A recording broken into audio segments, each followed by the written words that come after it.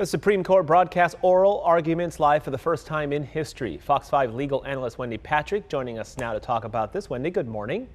Good morning, Raul. I heard Justice Roberts, the audio earlier. It was a little odd. Why is this such a significant development? Well, the U.S. Supreme Court made history yesterday by not showing up for work. This is in 230 years, something they had said they would never do. They've been asked before, as you can imagine, to do things like make the proceedings live stream or think about virtual or remote hearings like other courts do. They've always said no. Yesterday was the first day. And you think about it, you have 6 of the 9 justices within that age category at most at risk, 65 years and above.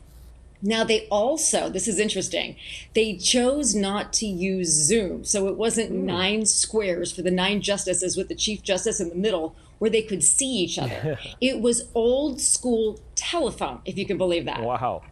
Yeah, maybe they're concerned about the privacy issues with Zoom or whatever they may have. The Zoom bombing, perhaps. Yeah, exactly. Can you imagine? How will this impact the cases that the court hears as they move forward? Well, it'll significantly impact the cases because the live arguments, they were rowdy, they were robust, they were lively. The justices always interrupted the lawyers. And the lawyers were able to read the body language of the justices. They knew when they were making a point. They knew when somebody wasn't buying what they were selling. You lose all of that when there are 0 nonverbal cues on the telephone. And that's significant because of the caliber of the cases in front of them. So the justices may not be wearing black robes, but they also won't be wearing their bathrobes because there are some very serious issues they're going to be called upon to decide. It's going to be a very serious proceeding carried out in this fashion on the phone, and they're going to probably do the best job they can because it's just too serious, these issues that they have to decide. It really is, because I was going to ask you what effect it's going to have on the result of the cases, because you hit the nail right on the head. A lot of this is the performances of the lawyers and how they interact in person, like you mentioned, the body language. How does this affect the decisions here? Well, the Chief Justice is going to have to act as both traffic cop and master of ceremonies to keep these proceedings moving. He's going to have to police those arguments to make sure everyone gets to make their point, i.e. those justices, instead of being able to just, out of order, free for all from the bench, they're going to be questioning in order of seniority. What is that going to do for the integrity of the cases? It's going to make sure that every justice gets to think through and ask the tough questions of the lawyers, of the litigants during the proceeding. That hopefully will at least bring a measure of confidence to the fact that they're going to be considering all the questions they have. That's going to impact the fact that they're going to have at least an opportunity to get to the bottom of the issues in every proceeding. Does this diminish in any way the secrecy of the Supreme Court? Because it's always been, they don't allow cameras, you don't hear anything. How does that affect the secrecy, for lack of a better word? I think secrecy is a good word, Raul, and I think it makes it far more transparent.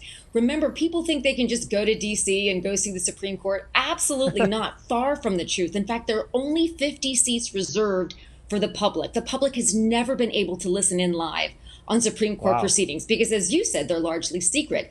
At the very soonest, they had to wait till the end of the week. Now they're going to be live streamed. So while the court gavels in, the public gets to tune in, taking a break from Netflix, no doubt, and listen to some really interesting arguments in real time. You can go to major news outlets, you can listen on C-SPAN, and the significance of the cases. On May 12 and 13, they're going to be hearing electoral votes and the president's tax returns. So mark those days on your calendar now. Boy, just when I was going to ask if they're kind of taking the lighter cases first, like the booking.com and that kind of thing, because I was going to ask about significant cases being impacted, but when you're talking about the Electoral College and you're talking about everything else, wow, those are big deals to do it over the phone. But they did take booking.com first. So they started with one of the less high profile cases, no doubt to work out some of the technical glitches, which occurred yesterday. Right. So there were some, but remember, they also now have telephone manners. Think about that. We are very different on the telephone than we are in person because we can't read each other. Right. So you had the Chief Justice saying good morning. You often don't hear that type of thing in the real courtroom. You had the justices thanking the lawyers for their arguments arguments, you definitely don't hear that either. So it was a very different dynamic. And like you said, the question is going to be, at least until they get back into the courtroom, is this going to influence the way in which those oral arguments are conducted? Probably yes, but will it ultimately influence the results? Probably not. If any justice says, "Can you hear me now because there's a glitch?" Oh my God. Can you imagine that? That's a good one. That'll go viral. Yeah. Sure. Wendy Patrick, thank you so much for the insight. Always appreciate it. Thanks, Raul. All right.